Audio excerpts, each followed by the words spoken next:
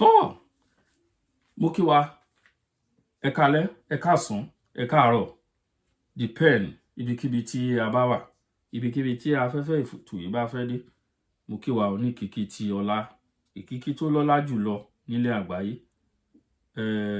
ẹ kú dédé àsìkò yìí òun náà là ń kí ara ẹni ẹ kú ọjọ́ mẹ́ta ẹ ṣe wọn ẹ̀dẹ̀ kú àṣekù ọdún náà lẹ́ẹ̀kan sí ẹ má gbàgbé láti bá mi subscribe sórí YouTube channel yìí ẹ jọ̀ọ́ mo bẹ̀ gbogbo wa iṣẹ́ ilẹ̀ Yorùbá náà là ń ṣe o àwa lè dúró tán o àdúró tán o ẹ̀yin olóyè Ìgbòho làwa wà àwa lẹ́yìn bàbá Bánjí Akíntóyè I'm one of member of Yoruba World Media mo kí gbogbo wa ẹ̀yin èèyàn mi mo ti sọ àwọn ọ̀rọ̀ kan sẹ́yìn rí nípa Hausa Fulani there's a two different wọ́n yàtọ̀ síra gédéǹgbé àwọn Muslim àwọn ẹ̀sìn ló pò wọn pọ̀ ṣùgbọ́n màá fẹ́ ká farabalẹ̀ ká gbọ́ nǹkan tí arákùnrin tó sọ ó yànnàná gbogbo ọ̀rọ̀ yẹn bẹ́ẹ̀ ni ó yànnàná gbogbo ọ̀rọ̀ wọn yẹn pápátá àkóbá tí Nàìjíríà ń fèsì lénìí àkóbá tí Nàìjíríà ń fèsì lénìí ó wá láti ọ̀dọ̀ àwọn Haúsá ló gbàbọ̀dè sílẹ̀ wa láti orí ọ̀dọ̀ àwọn Fúlàní tó ń gbà láàyè láti wọ orí ilẹ̀ wọn gbogbo wa la rántí ìtàn Usman Mada Fodio bó ṣe wọ ilẹ̀ Sokoto nígbà náà lọ wọ́n ṣe gbàbẹ̀ àti ibẹ̀ náà ti wọ Ìlọrin kò síbi tí wọ́n bá wọ̀ ẹ lọ wo gbogbo ìtàn wọn káàkiri orílẹ̀-èdè àgbáyé kò síbi kíbi tí Fúlàní bá wọ̀ wọ́n fẹ́ máa dominate ni wọ́n máa gbalẹ̀ lọ́wọ́ onílẹ̀ ni ẹ lọ wo ìtàn wọn ṣùgbọ́n ká tó tẹ̀síwájú ẹ kọ́kọ́ wò náà. Is the Hausa Fulani fight. You know, we don't mention it. That is the bottom line. The Fulani man feels anytime he comes to town, he's molested, he's killed. The Hausa man believes that the Fulani man using his headsmen enters his farm and destroys his crops. So it's been a long time, I'm sure you're aware, it's been a long time issue that had not been addressed. So it's a political issue. The difference between Fulanis and the Hausa is that Fulani, they have their own tribe.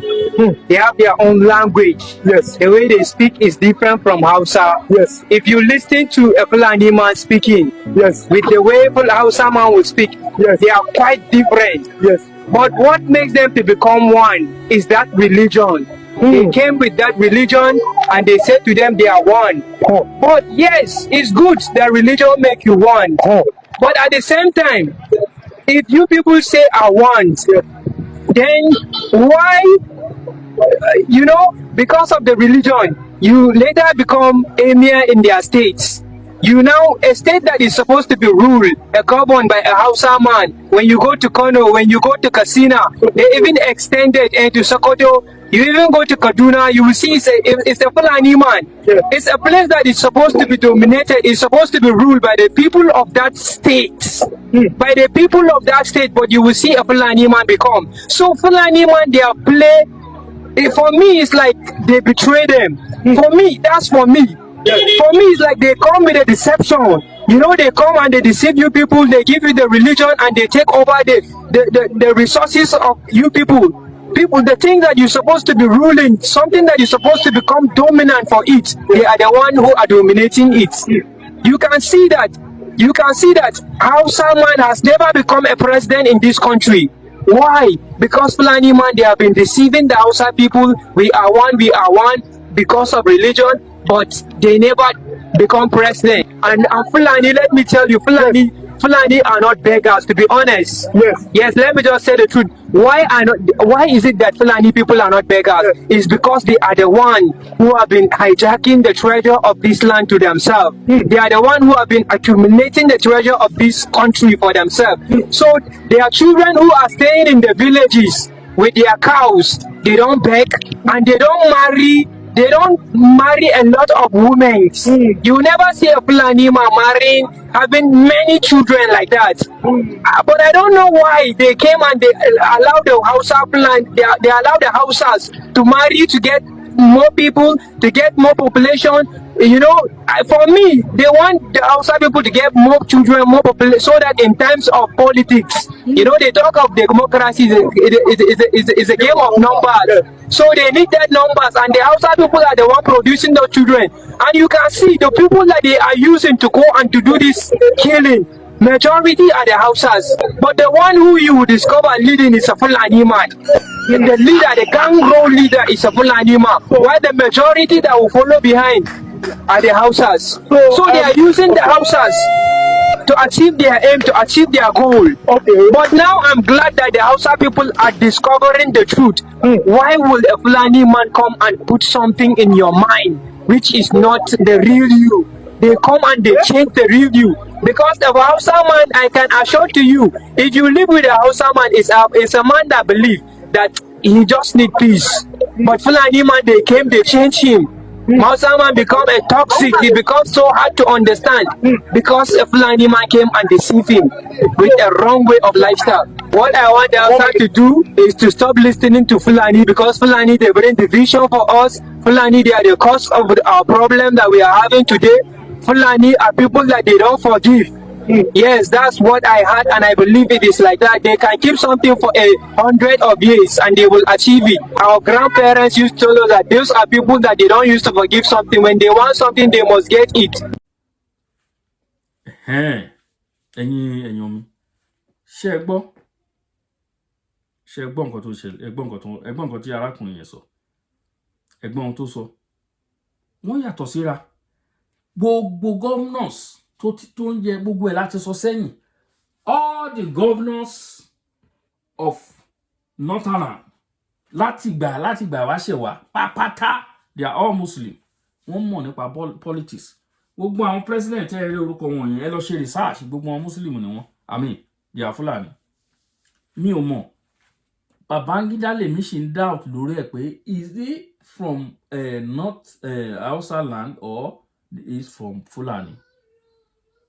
Gbogbo ẹlẹgbọ́ tí arákùnrin yẹn ti sọ ní ọ̀rọ̀ tó sọ ń sìn.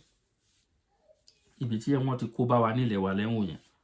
Ibi àkóbá tó gbà wọnú ilẹ̀ wa àwọn Fulani tẹ́ ń wò yẹn. Wọ́n dẹ̀ ti wọnú ara wọn, ti fẹ́ra wọn. Ṣẹ́rí mọ́ ṣe ń jà. Ṣẹ́rí mọ́ ṣe ń para wọn, wọ́n ṣe ń pa àwọn Fulani. Àwọn Hausa, ẹbọ́n ṣe ń pa àwọn Hausa. Àwọn Fulani náà ń sìn, àwọn Hausa ń sìn, ọpọlọ àwọn náà ti ń jí dìde díẹ̀díẹ̀. Ọpọlọ wọn ti ń sọ jí pé kí ló ń ṣẹlẹ̀? Kí ló ń ṣẹlẹ̀? Ṣé bá a ṣe dákẹ́ máa wò lélẹ̀ ni?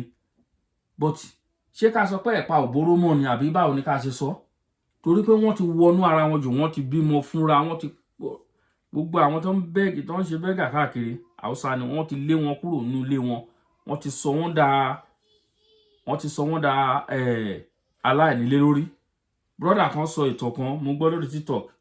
Ó níbi tí òun gbé ní North. Ó ní tẹ́ bá débẹ̀ lénìí, ẹ lè rí àwọn ọmọ onílẹ̀ kọ̀ọ̀kan. Àwọn Fulani wọ́n ti lé gbogbo àwọn ọmọ onílùú kúrò. Àwọn ló ń gbé bẹ̀. Wọ́n máa fẹ́ lead ni. Anywhere tán bá wọ̀, wọ́n á fẹ́ kán jẹ́ leader of that place. Òun làwọn nǹkan tí ẹ̀ ń rí yẹn o. Ṣẹ́rí mọ́ ṣe ń control Aso Rock. Ṣẹ́rí tútù wọn pa. Ṣẹ́rí mọ́ ṣe ń control everywhere. Iṣẹ́ ọwọ́ wọn nìyẹn. Wọ́n sọ̀rọ̀ kí ni year wo la wà 2025. Wọ́n ti ń sọ̀rọ̀, wọ́n ti ń campaign, wọ́n ti ń germinate, wọ́n ti ń jam talk ẹnu nípa 2027. Ẹ gbọ́ oríṣiríṣi ọ̀rọ̀ tó ti ń ṣẹlẹ̀. Wọn ò fẹ́ kí agbára kó kúrò lọ́wọ́ wọn. Wọ́n fẹ́ the power kó remain in their hands. Yes, nǹkan tó ń fẹ́ nìyẹn. Òun làkóbá tó ń ṣẹlẹ̀. Tẹ́ rí táwọn Fulani ṣe ń wọlé wa, tó ń sọ pé àwọn ló nílẹ̀. Gbogbo plan wọn nìyẹn, kán gba ilẹ̀ Nàìjíríà. A ti ń sọ fún gbogbo yín pátápátá, ẹ fọwọ́sowọ́pọ̀ fún wa. Ẹ fọwọ́sowọ́pọ̀ pẹ̀lú wa, ká gbalẹ̀ wa, ká stand on our own Yorùbá nation. Kò sí èyí tó kàn wá pẹ̀lú àwọn Hausa. Tán bá fẹ́ wù kán pa wọn, àwọn ló mọ àkóbá tán kó bára wọn, tán gbà wọn láàyè. Ilẹ̀ wa kì í ṣe ilẹ̀ Hausa. Ilẹ̀ Yorùbá kì í ṣe ilẹ̀ Hausa. Káwa ká dúró lórí ọwọ́ wa, ká dúró lórí ẹsẹ̀ wa. Yorùbá nation is the only way to all this. Yorùbá nation is the only way. Tá bá ti stand, tá tá ní àwọn security wa ẹni tó bá fẹ́ wọnú ilé wa ó gbọ́dọ̀ ní ìwé ìgbélú ó gbọ́dọ̀ ní ìwé ìrìnnà ó gbọ́dọ̀ ní ìwé wa ìwé ìdánimọ̀ ọmọ onílùú nìyẹn àbí ṣá fún ẹ ní permit working permit. If you don't have your working permit you are not permitted in our land. A lè ṣe business papọ̀ kì í ṣe gbogbo bẹ́ẹ̀ yẹn ṣe ń gbé bọ̀ tẹ́lẹ̀tẹ́lẹ̀ ọ̀pá náà fi ń da màálù kì í ṣayé sí ń sọ pé ìbọn náà ń gbé dání K47 tó dẹ̀ sẹ́ni tó fẹ́ mú wọn. We don't want all this. Gbogbo nǹkan tó ṣe gbogbo plan wọn ṣe ń gbọ́rọ̀ nígbà tó ń sọ̀rọ̀ nípa ṣẹ̀ríà lọ ṣe ń gbọ́rọ̀ tí wọ́n ń sọ ẹ gbọ́rọ̀ tó torí pé ẹ̀sìn ara problem tí àwọn mùsùlùmí wa tó ń ní is one of this. All this is one of the problem táwọn mùsùlùmí ilẹ̀ Yorùbá ní ìyàtọ̀ wà nínú ẹ̀sìn àti ẹ̀yà but àwọn òun rò bẹ́ẹ̀ Kùránì sọ fún wọn pé ẹni tó bá ti ṣe ẹ̀sìn tiwọn kì í ṣọmọ ìyá wọn. Àwọn Fúlàní tó ń pààyàn tó ń géni lórí tó ń ṣe ẹ̀sìn wọn òun lọmọ ìyá wọn. Ẹjọ́ ṣé ìyẹn make sense? Ẹ lọ jókòó kẹ́ ẹ rò ó fúnra ara yín ṣé ó make sense? Is that making sense to you? That is my question. Ṣé ìyẹn make sense lójú yín? Any Muslim anybody tó bá ti jẹ́ ẹ̀sìn Mùsùlùmí tó bá wò kó pa gbogbo ìlú kan tó bá àti jẹ́ pé Mùsùlùmí ni òun lọmọ ìyá yín. Ọlọ́run máa fún wa lọ́pọlọ o. Ọlọ́run ṣe tó jẹ́ kọ́pọlọ mi ra o. Mo dúpẹ́ lọ́wọ́ Ọlọ́run tó sọ mí jí tó ṣí mi níyì. Ọpẹ́ pàtàkì ni. Ẹ̀yin olólùfẹ́ wa. Ṣé ẹ gbọ́ bí gbogbo ẹ̀ ṣe ń lọ lọ́tùn lósì. Ẹ gbọ́ nǹkan tí arákùnrin yẹn ẹ gbọ́ ohun tó sọ. Ọlọ́run á ṣàánú fún wa. Ẹ wo àní lè jù báyìí lọ. Èmi ọmọ yín ọ̀rẹ́ yín olólùfẹ́ Akálámágbó TV. A máa mú wálẹ̀ kọ̀ọ̀kan ìjèjì. Ọgbọ́n ọlọ́gbọ́n ní ká fi ṣọgbọ́n nínú ọdún yìí àpẹẹrẹ ṣe rí àwọn nǹkan tá a ti ń rí àpẹẹrẹ pé Yorùbá nation ó ti ṣúọ̀ nínú ọdún yìí náà lẹ́ ń wò yẹn. Ó ti ṣúọ̀ jù Yorùbá nation ó ṣúọ̀ kò sí ọ̀nà tó lè gbé gbà kò sí àdúrà tó lè gbà kì í ṣe pé ẹ má máa sọ pé èèyàn ṣe pé kò sí àdúrà tẹ́ lè gbà tó lè revive Nàìjíríà kò sí àdúrà náà. Ẹ má don't waste your time to pray. Don't waste your time to pray for Nigeria at all. Kò lè work. It's not going to work. Gbogbo bí Tinubu ṣe ń sapá kó lè gbé nǹkan dìde bẹ́ẹ̀ náà làwọn kan ṣe ń sapá kó máa fà lulẹ̀. Gbogbo bó ṣe ń sapá sẹ̀ pé kí Nàìjíríà lè jí dìde nínú ibi tó wà. Gbogbo ẹ̀ náà làwọn kan náà ń fà lulẹ̀. Nàìjíríà ò lè work o. Tinubu wàá lo 8 years wàá kúrò ń bẹ́ẹ̀. Torí ẹ̀tẹ́ àti ẹ̀fà ilé tí kó wá jẹ president sí ilẹ̀ Yorùbá ó kọ̀. Kó wá jẹ president lé wa lórí the first kórúkọ ẹ̀ máa parẹ́ nínú ìtàn the first president of Yorùbá nation. The first president of Yorùbá nation. Kórúkọ yẹn kó wà nínú ìtàn kó má parẹ́ mọ́ láéláé. Ṣùgbọ́n bàbá wa Tinubu kọ̀ o. Ó ní Nàìjíríà lòun fẹ́ ṣe o. Ó ní wọ́n Nàìjíríà lòun fẹ́ ṣe. Bàbá ti wà ń bẹ̀ ń sìn o. Ó ti di pé àti sùn di wàhálà. Mo ti gbọ́ ọ̀rọ̀ kan tí wọ́n sọ pé ṣe Tinubu sọ. Ọ̀rọ̀ yẹn ṣó mú làákàyè wá ẹ̀yin èèyàn mi. Ẹ jẹ́ ká gbọ́ nǹkan tó sọ. Ẹ gbọ́ ọ̀rọ̀ tí ṣe Tinubu sọ. Àbúrò Nnamdi Kanu. Ó ní ó bẹ̀bẹ̀ Tinubu àti Ṣèyí Tinubu. Ẹ rojú àánú wo ẹ̀gbọ́n òun kan tú Nnamdi Kanu sílẹ̀. Ẹ̀gbọ́n nǹkan tí Ṣèyí Tinubu sọ.